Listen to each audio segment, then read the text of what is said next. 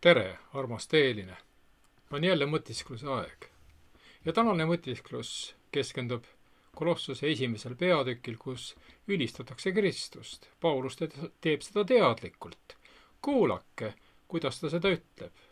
Ta räägib Kristusest, et tema on nähtamatu, Jumala kuju, kõige loodu esmasündinu, sest tema läbi on loodud kõik, mis on taevastes ja mis on maa peal, mis nähtav ja nähtamatu. Olgu aujärjed, ülemused, valitsused, võimud, kõik on loodud tema läbi ja temasse. Ja tema ise on enne kõiki ja kõik püsivad koos tema sees. Täna astun sammu edasi Pauluse poolt kolosslastele kirjutatud kirja vaagimisega. Äsja nägime, et Paulus palvetas Kolossas olevate usklike pärast, paludes, et nad elaksid Jumalale meelepäraselt. 12. ja 13. salmis esimeses peatükis ta kõrvutab kaks valdkonda, valguse ja pimeduse. Valguse riigi ja pimeduse meelevalla. Jumal isa on andnud meile õiguse saada osa valguse riigist, igavesest pärandist, vabastanud meid pimeduse meelevallast ja asetanud oma armsa poja kuningriiki, kelles meil on lunastus, pattude andeks andmine. Teisisõnu, meie lunastus on Jeesuses, Jeesuse isikus, kes on ühtlasi Jumal, meie looja. Tema valmistas meie jaoks lunastuse ning temasse uskumise tõttu oleme viidud pimeduse vallast tema armsa poja riiki. Täna käsitlen üht kõige laiahaardelisemat ja ülevamat mõtteavaldust Jeesuse kohta Uues Testamendis. Mida tähendab, et Jeesus on nähtamatu Jumala kuju, samas ka kogu loodu esmasündinu? Kui mina ja sina vaatame peeglisse või silmitseme oma fotot, näeme iseenda kujutist, aga see on tasapinnaline, kahemõõtmeline. Mõnes mõttes annab skulptuur selgema ettekujutuse, ent jääb ikkagi elavast, hingavast, liikuvast tegelikkusest kaugele maha. Piiblis leiduvad mõisted kuju või kujutis. Need viitavad enamasti millelegi hoopis avaramale. Ja järgnevates kirjatekstides ongi võimalus näha, kuidas sõna kuju ja nägu on piiblis kasutatud. Alustan 1. Moosese 1. peatükist. Ja Jumal ütles, tehkem inimesed oma näo järgi, meie sarnaseks, et nad valitseksid kalade üle meres, lindude üle taeval, loomade üle ja kogu maa üle ja kõigi roomajate üle, kes maa peal roomavad. Ja Jumal lõi inimese oma näo järgi. Jumala näo järgi lõi ta lõi tema meheks ja naiseks. Samas raamatus 5. peatükis, kui Aadam oli elanud 130 aastat, siis sündis temale poeg, kes oli tema sarnane, tema nägu. Ja ta pani sellele nimeks Set. 1. Korintuse 15. Ja otse nõnda, nagu me oleme kandnud muldse inimese kuju, nõnda me kanname kord ka taevast kuju. Ja 2. Korintuse 3. peatükk, aga me kõik, kes katmatu palgega vaatleme issanda auhiilgust otse kui peeglis, muutume samasuguseks kujuks aust ausse nagu issanda vaimust. Inimesed loodi olema võimalikult Jumala sarnased, seda nii füüsiliselt, vaimselt, suhtluses ja toimimise poolest. Ometi avaldub Jumala kuju neis üksnes teatud tahkudes ning patt on neidki kahjustanud. Aga Jeesus võimaldab meil näha nähtamatut Jumalat, sest Johannese 14. peatükk tunnistab, kes on näinud mind, kinnitab Jeesus, see on näinud isa. Tema on Jumala olemuse kuju. Täpne jäljend, ütleb üks tõlge. Tema on kuuldavaks tehtud Jumala mõte ja nähtavaks tehtud Jumala iseloom. Kuidas on Jeesus ainsana suuteline ilmutama isa? Mattuse 11. peatükis on vastus. Kõik on mu isa andnud minu kätte, ütleb Jeesus, ja ükski muu ei tunne poega kui ainult isa. ega ükski tunne isa kui ainult poeg ja see, kellele iganes poeg tahab seda ilmutada. Ja nüüd tuttavad mõtted Johannese evangeeliumi 1. peatükist. Alguses oli sõna ja sõna oli Jumala juures ja sõna oli Jumal. Seesama oli alguses Jumala juures ja sõna sai lihaks ja elas meie keskel ja me nägime tema au kui isast ainusündinud poja au täis armu ja tõde. Ükski ei ole Jumalat iialgi näinud. Ainusündinud poeg, kes on isas üles, on temast kõnelnud. Pane tähele seda võimaluste rohkust, millega Jeesus kirjeldab oma seotust Jumal isaga. Johannese 5. peatükis ta ütleb, minu isa tegutseb tänini ja ka mina tegutsen. Johannese 10. peatükk, mina ja isa oleme üks, kinnitab Jeesus. Johannese 14. Ükski ei saa minna isa juurde muidu kui minu kaudu. Lisaks viitas Jeesus korduvalt endale Jumala nime tegeliku tähendusega, milleks on mina olen. Ta ütles, mina olen eluleib. Mina olen maailma valgus. Mina olen hea karjane. Mina olen ülestõusmine ja elu. Mina olen isas ja isa on minus. Enne kui Abraham sündis, olen mina. Kui Jeesus olnuks keegi teine kui Jumal ise, siis mida muud see oleks tähendanud kui seda, et isa saatis loodud olevuse meie eest surema.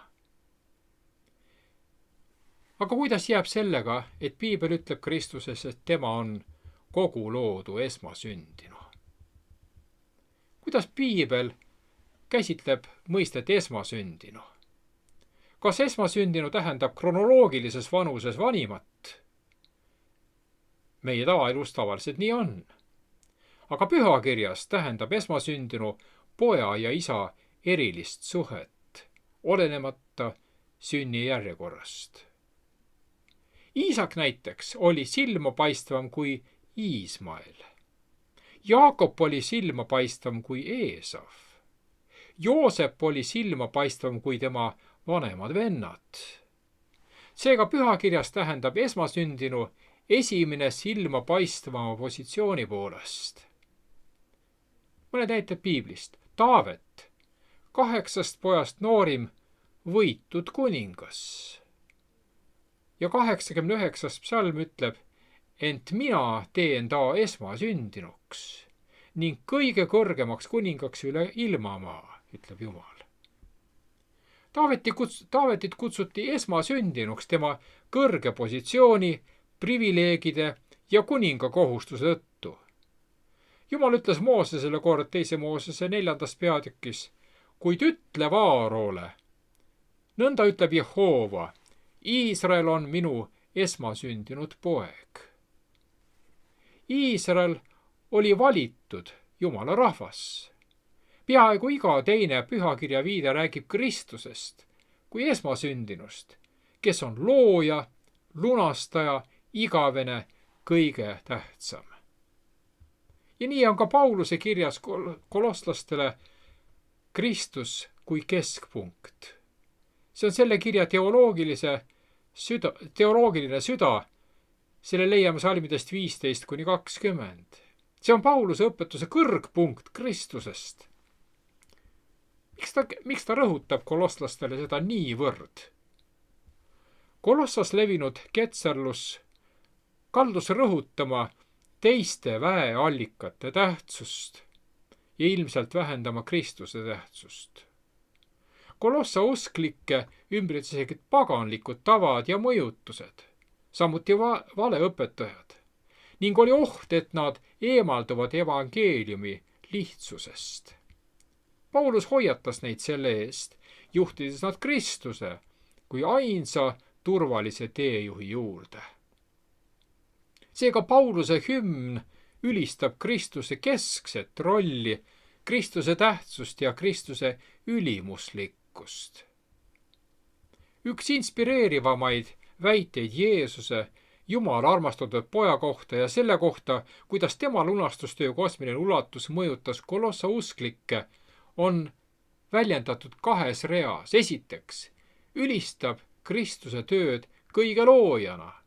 Kristus on looja. Ja teiseks, ülistab Kristuse tööd kõige lepitamisel oma vere kaudu ristil. Kristus on lunastaja. Kolossa kirja esimeses pooles on rõhutatud reaalsus Kristuses ja temas. Seega meie identiteet on Kristuses. Ja Paulus jätkab Kolossuse 1. peatükis: tema on nähtamatu Jumala kuju, kõige loodu esmasündinu, sest tema läbi on loodud kõik, mis on taevastes ja mis on maa peal, nii nähtav ja nähtamatu, olgu aujärjed, olgu ülemused, olgu valitsused, võimud, kõik on loodud tema läbi ja temas see. Ja tema ise on enne kõiki ja kõik püsivad koos tema sees. Seega kogu loodu esmasündinu ei tähenda, et ta loodi esimesena, vaid hoopiski seda, et ta on looja. Tema läbi on loodud kõik. Kõik on loodud tema läbi ja tema jaoks, ütleb üks inglise keele piiblitõlge. Efeesuse 3. peatükis öeldakse: ja selgeks teha, milline on selle saladuse korraldus, mis igavikest alates on olnud varjul Jumalas, kes kõik on loonud. Jumal lõi kõik Jeesuse kaudu. Sest Johannes evangeeliumi 1. peatükk salm 3 ütles: kõik on tekkinud tema läbi. Ilma temata ei ole tekkinud midagi, mis on tekkinud. Ja siin on mõningad õppetunnid. Esiteks, Kristus ei ole loodu, ta on looja. Ta on silmapaistvam, sest ta lõi inimkonna ja kogu maailma. Kristuse loominguline vägi hõlmab kõike ja sõna kõik tähendab siin iga üksikut lood olevust taevas ja maa peal, mis on nähtav ja nähtamatu. Kõik olendid, nii inimesed kui ka inglid, võlgnevad oma olemasolu Jeesusele. Teine õppetund. Kristus pole mitte ainult kõige algus, ta on ka nende perspektiiv. Kristuses on meie elu mõte. Temas on iga inimese rada, kus inimene kogeb õnne ja rahulolu. Seega Kristuses. Ta on silmapaistvaim, sest ta pole mitte ainult kõige tegija, ta on ka loomise eesmärk. See, kuidas maailm alguse sai ja kuidas maailm lõpeb. Kõik loodi tema läbi ja tema jaoks. Tema on algus ja lõpp. Kolmas õppetund. Kristus ei ole lunastatud. Ta on lunastaja. Ta on silmapaistev, sest ta lunastas inimkonna oma asendusliku lepituse ristil. Kolosse 1.17 ütleb: tema ise on enne kõiki ja kõik püsivad koos tema sees. Neljas õppetund. Kristusel polnud algust, ta on alati eksisteeriv, igavene. Ta on ülim, sest tema olemus on jumalik ja tema eksisteerimine on igiaegadest. Sest Johannese 1.1 ütles: alguses oli sõna ja sõna oli Jumala juures ja sõna oli Jumal. Tema ise on enne kõiki ja kõik püsivad koos tema sees. Viies õppetund. Kristus mitte ainult ei loonud, vaid on ka selle loodu ülalhoidja ja ühendaja. Ta on silmapaistvaim, sest tema hoiab üleval universumit ja ühendab kõik üheks. Paulus väitis, et käsi, mis hoiab ülal maailma ilmaruumis, mis hoiab korrapärases liikumises ja väsimatus aktiivsuses kõiki asju kogu universumis, on sama käsi, mis nende pärast ristile naelutati. Seega 5 pärlit, kes on Kristus Kolossuse 1. peatükis, kõlavad järgnevalt. Esiteks, Kristus ei ole loodu, ta on looja. Ta on silmapaistev, sest ta lõi inimkonna ja kogu maailma. Teiseks, Kristus pole mitte ainult kõige algus, ta on ka nende ettemääratus. Ta on silmapaistev, sest ta pole mitte ainult kõige tegija, ta on loomise eesmärk. Kolmandaks, Kristus ei ole lunastatud, ta on lunastaja. Ta on silmapaistev, sest ta lunastas inimkonna oma asendusliku lepitusega ristil. 4. Kristusel ei olnud algust, ta on alati eksisteeriv. Ta on silmapaistev, sest ta on jumalik ja ta eksisteeris igavikust. Ja 5. Kristus mitte ainult ei loonud, ta on ka selle loodu ülalhoidja ja ühendaja. Ta on silmapaistev, sest ta hoiab üleval universumi ja toob kõik kokku ühes. Kuid on veel metafoore Kristusest. Kristus on koguduse pea. Mida tähendab sõna pea pühakirjas? See tähendab autoriteeti, juhtimist, allikat ja elu. Pühakirjas on pea autoriteedi metafoor. Juhtimise, valitsemise ja suunamise metafoor. Pea teadupärast juhib, koordineerib ja toetab kogu ihu. Kui Paulus nimetab Jeesust koguduse peaks, siis ta ütleb, et Kristus on ülim autoriteet. Kristus annab oma rahvale juhatust, juhtimist, suunamist ja elu. Koguduse ühtsus, identiteet, kasv ja missioon tulenevad kõik Kristusest ehk temast. Kuidas aga sõna pea kasutatakse Vanas Testamendis? 4. Moose 31. peatükk räägib perekondade peameestest, hõimujuhtidest ja otsustajatest. 5. Moose 28 räägib, et Iisrael on pea, mitte saba. Seda silmapaistvuse ja Jumala õnnistatud juhtimise sümbol. 3. Jeesaja 7. peatükk Süüria pea on Damaskus. Damaskuse pea on Retsin. Seega pea, pealinn ja selle kuningas, võimukeskus. 4. Hosea 1. Iisrael ja Juuda määravad ühe pea. Ühe tunnustatud juhi Jumala ühendatud rahva üle. 5. Miika 3. peatükk. Teie, Jaakobi soo peamehed, seega valitsejad ja autoriteedid. Ja 6. 1. Korintuse 11. peatükk ütleb, iga mehe pea on Kristus. Kristus, iga uskliku õigusjärgne vaimne juht. Seega pühakirjas tähendab pea järjepidevalt autoriteeti, juhtimist ja juhatust. Kuid on veel üks metafoor. See on ihu metafoor. Paulus laiendab kontseptsiooni, nimetades kogudust ihuks. Mida see metafoor koguduse kohta õpetab meile? Esiteks, ühtsus mitmekesisuses, kus on palju liikmeid, aga üks keha. Liikmetel on erinevad funktsioonid, aga kõik on vajalikud, olulised. Teiseks, vastastikune sõltuvus. Silm vajab kätt, pea, jalgu. Keegi ei saa öelda, ma ei vaja sind. 3. Jagatud kannatused ja jagatud rõõm. Kui üks kannatab, siis kannatavad kõik. Kui kedagi austatakse, siis rõõmustavad kõik. 4. Andidel põhinev teenimine. Iga liige panustab ihusse millegi ainulaadsega. Vaim määrab rolle oma tahtmise järele. 5. Identiteet avaldub vastastikuses seotuses.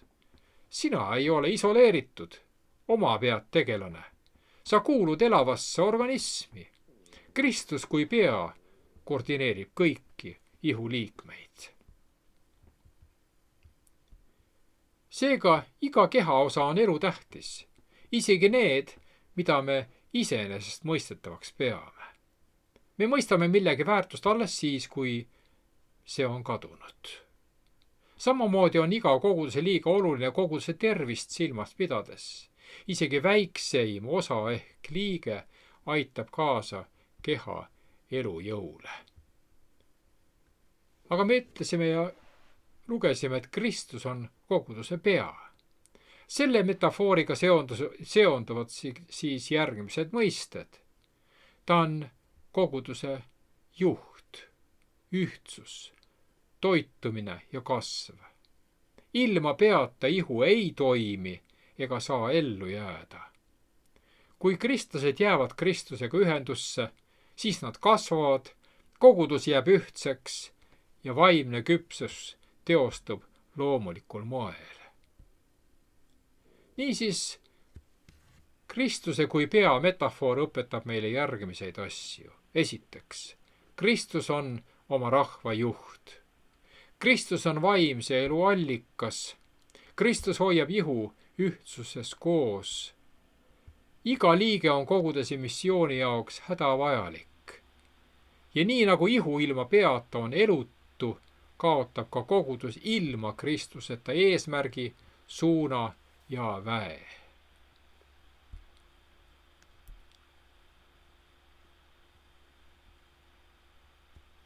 Kolossese 1. peatükis 18. salmis on kirjas: ja tema on ihu, see on koguduse pea. Ta on algus ja esmasündinu surnutest, et ta kõigest saaks esikohale.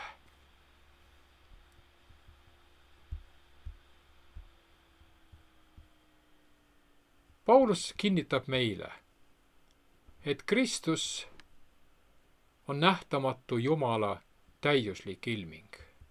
Tema on see, kelle läbi kõik loodi.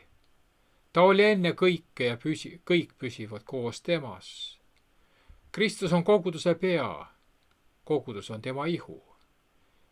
Kristus on loomise ja uueks loomise alustaja. Tema on alistanud pattu ja surma ning seega pälvinud õiguse äratada üles kõik, kes toetuvad temale kui päästjale. Jeesus on alati olemas olnud, kuid nüüd kõige eelneva tõttu on ta saavutanud ülimuslikkuse inimkonna peana ja koguduse peana. Seega tema eesmärgiks on lepitada kõik. Ja Kolossese 1. peatükk ütleb, sest Jumal arvas heaks kõik täiuse lasta elada temas ja tehes rahu ristivere läbi, lepitada tema läbi enese poole kõik, nii hästi selle, mis on maa peal, kui ka selle, mis on taevas. Jeesuse kirjeldamise haripunktis kasutab Paulus üht väga huvitavat kreekakeelset väljendit, mis osutab tagasi isale, keda mainiti 1. peatükis salmis 12. Isal on olnud hea meel lasta kogu tema täiusel Jeesuses elada. Aga mis on siis see täius? Johannes osutab sellele kui isa aule täis armu ja tõde. Aga siinse kirjakoha põhjal hõlmab see täius väga paljut. Selles sisaldub Jumala igavikulisus ja iseenesest olemas olemine ning tema vägi luua ja taas luua. Tähtsaim aga see rõhutab tema tarkust võita patt ja surm kõige mõeldamatuma vahendi kaudu, milleks on rist. Ja nii pani Jumal selle häbiväärseima eseme tunnistama tema igavesest armastusest iga loodud olevuse suhtes. Sest nõnda on Jumal maailma armastanud, et oma ainusündinud poja on andnud, et ükski, kes temasse usub, ei hukkuks, vaid et tal oleks igavene elu. Ainus viis, kuidas saab pattu päriselt igaveseks võita ja lepitada kõike, mida on võimalik lepitada, on kokku võetud selles ühes imelises tões. Jumal armastas. Ta armastas universumit, ta armastas meid niivõrd, et riskis kõigega, päästmaks meid Kristuse surma kaudu ristil. Kreeka keeles on maailma koha peal sõna kosmos, mis võib hõlmata tervet universumit. Ja Paulus selgitab seda Kristuse järgimise kontekstis. Jumal on meid pannud kogu maailmale vaadata nii inglitele kui inimestele. Taevas jälgis valu ja imestusega, kuidas Kristus ristil rippus. Jumala vastu mässav elulaad, nagu on saatanal ja tema pooldajatel, on Jumala omale nii vastandlik, et tema lähedus hävitab nad. Armastuse Jumala auhiilgus on nende jaoks hävitav tuli. Siis, kui suur võitlus algas, ei mõistnud inglid seda. Kuid siis, kui lunastusplaan on täielikult lõpule viidud, on Jumala iseloom saanud ilmsiks kõigile mõistusega olevustele. Sellepärast oli inglitel tõesti põhjust rõõmustada, kui nad vaatasid lunastajat ristil. Kristus mõistis oma ohvri tulemusi, aga neid silmas pidades hüüdis ta, see on lõpetatud. Peatse kohtumiseni!